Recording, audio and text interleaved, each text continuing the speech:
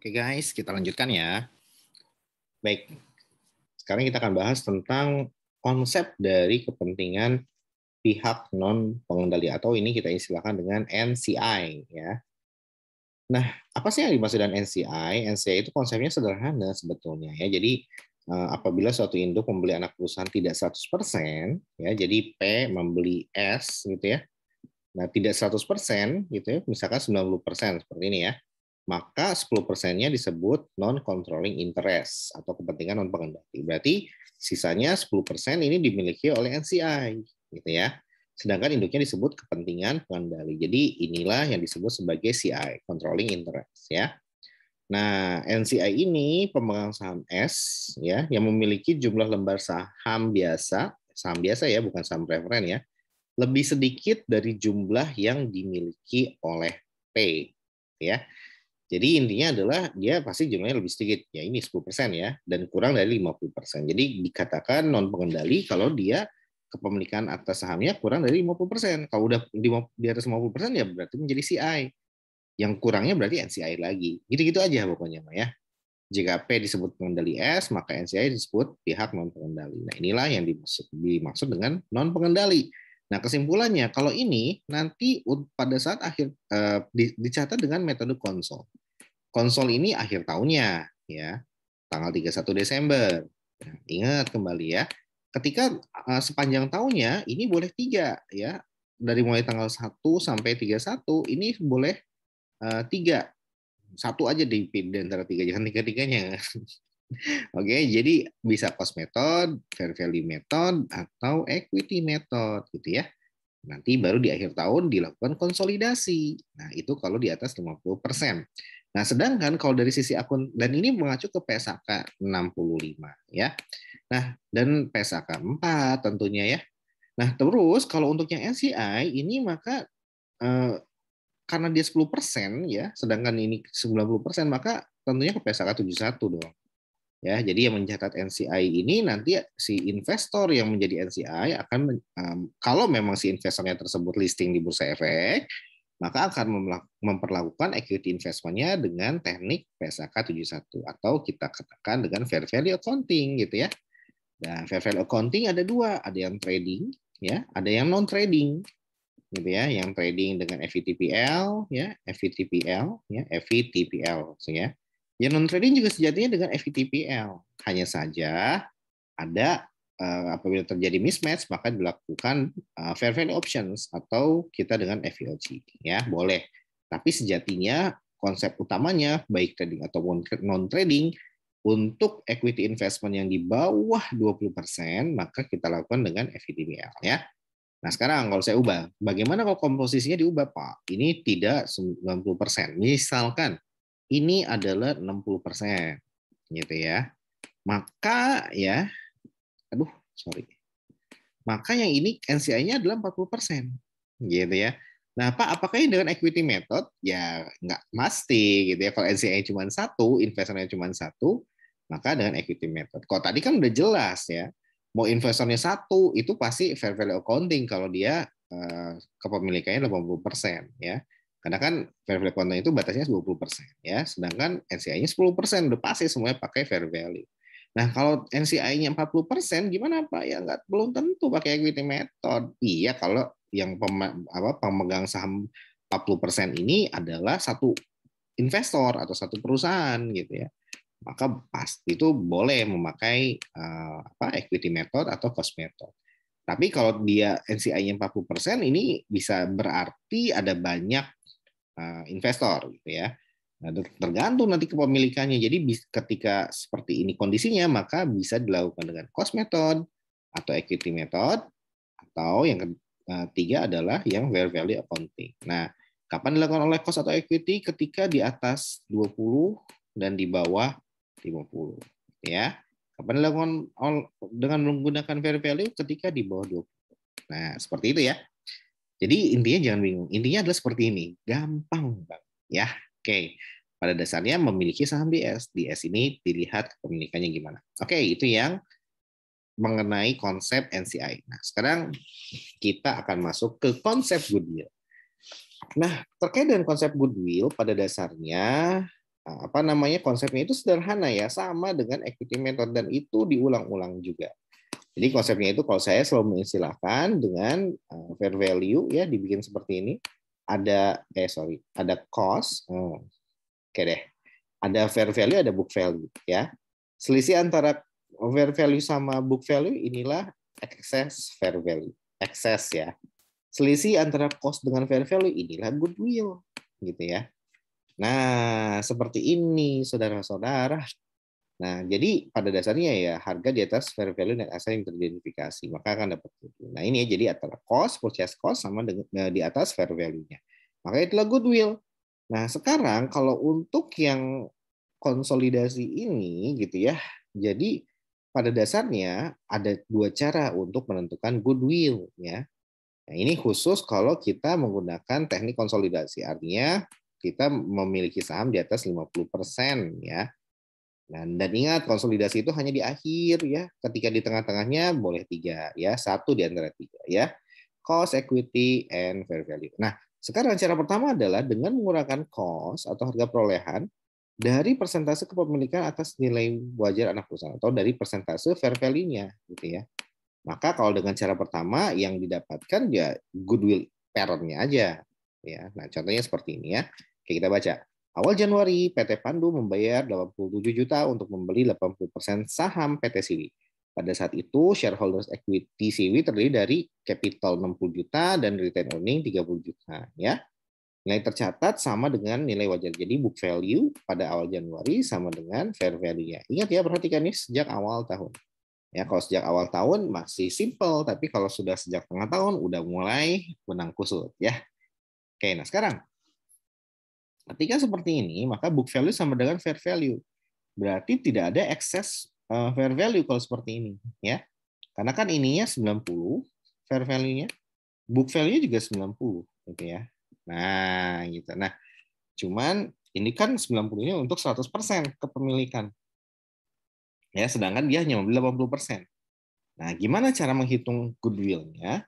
Kalau untuk equity method kan sama ya, ngitungnya juga dengan menggunakan apa namanya, ketika kita bawa ke angka 100% ya, lalu nanti dikali dengan persentase kepemilikannya ya, goodwill. Nah, hanya saja kalau equity method, goodwill tidak dimunculkan ya, goodwill-nya tidak dimunculkan di neracanya si apa P neracanya si associates ya atau si investor ya. Goodwill tidak dimunculkan kalau dia equity method ya, seperti itu. Yang muncul apa-apa penggantinya adalah equity investment. Jadi goodwill-nya udah disembunyikan di akun equity investment. Ini kalau equity method. Nah, kalau consolidation method mau tidak mau harus ditampilkan akun goodwill-nya yang equity investment-nya kan nanti bakal dieliminasi ya, dihapus. Sehingga nanti dimunculkan akun goodwill-nya gitu ya. Nah, berapa akun goodwill yang dimunculkan? Ya tentunya sesuai dengan kepemilikannya. Ini 80%, maka dikali dengan 80% ya. Oke, cara pertama langsung ya, 87 juta ini cost-nya dikali 80% dari net asset ya. 80% dikali dengan net assetnya yang ini 60 tambah 30 90 ya. Nah, sama dengan berapa? 72 ya. Nah, maka selisihnya adalah 87 dikurang 72 sama dengan 15. Nah, ini adalah goodwill hanya untuk si parent ya atau si pandu ya. Goodwill untuk si anaknya berapa? Ya nggak diketahui kalau secara pertama ya. Nah, maka kita lihat cara kedua untuk menghitung berapa goodwill yang nanti diakui oleh kalau si parent kan yang ini ya, yang 15 juta. Nah, ini kan 80% ya. Berarti NCI-nya adalah 20% kan NCI-nya. Nah, berapa yang diakui oleh si apa namanya NCI-nya gitu ya atau NCI-nya ya. Nah, induk dan apa namanya non pengendali, kepentingan non pengendali ya.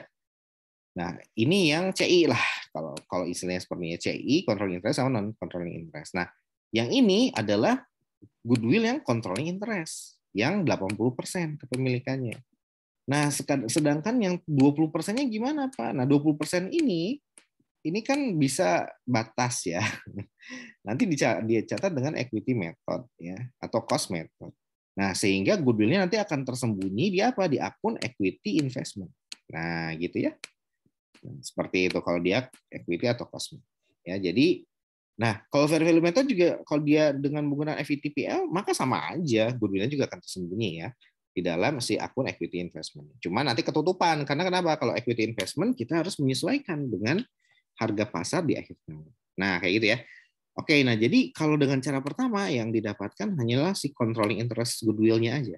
Ya, nah, yang non controlling gimana? Nah, kalau kita pengen tahu yang non controlling-nya berapa, maka kita lakukan cara kedua, ya, mengurangkan cost dari atau harga perolehan dari apa?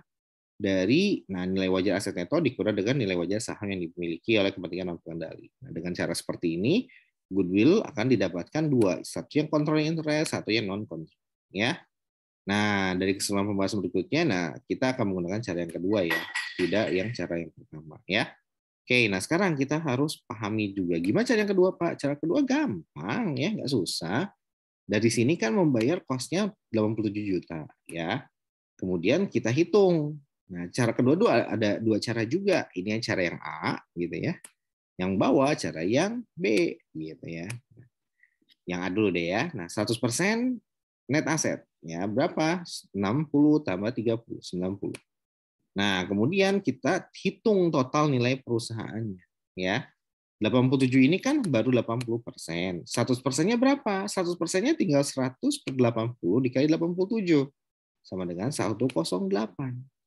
Nah, dari 108 ini kan 100%, berarti yang non pengendali berapa? Yang non pengendali tinggal kali 20%. Kali 108. Hasilnya adalah 21750. Nah, dari sini maka akan kita bandingkan gitu. Ini 100, ini 20, berarti yang nilai perusahaannya adalah 68, ini untuk yang 80%. Nah, ketika kita kurangkan dapatlah 18.750. Nah, ini goodwill total ya.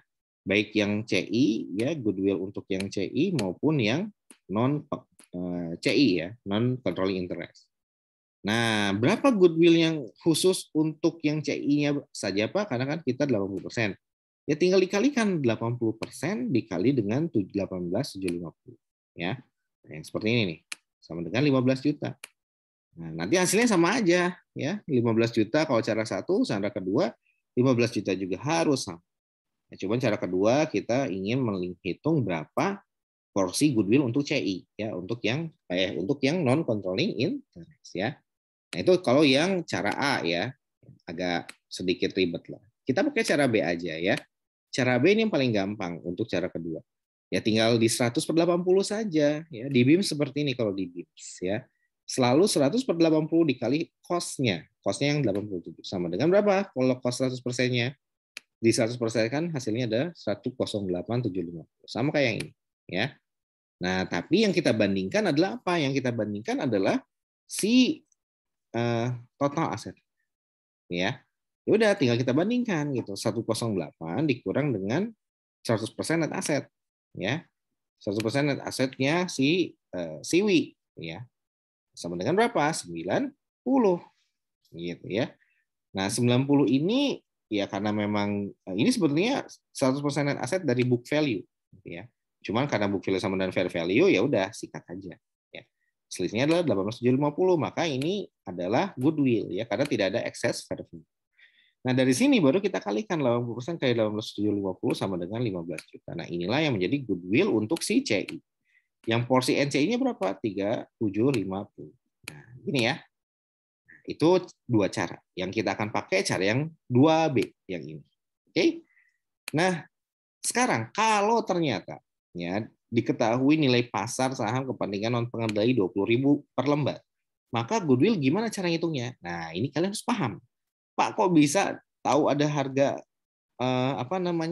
harga pasar dari si non pengendali ya atau si NCI? Aduh, gampang lah. Ini kan kembali ke konsepnya ya. P membeli saham S ya. Berarti S ini ya memiliki saham P ini memiliki 80% saham di S ya.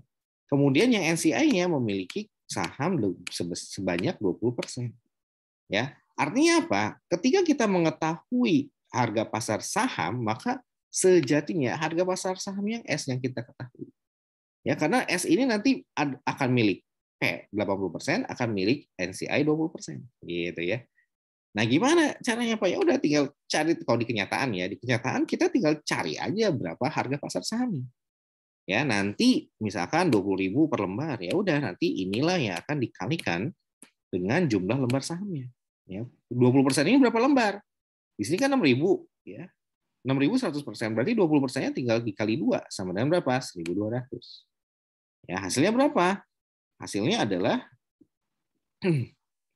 ya tinggal 1.200 dikali 20.000, 24 juta ya.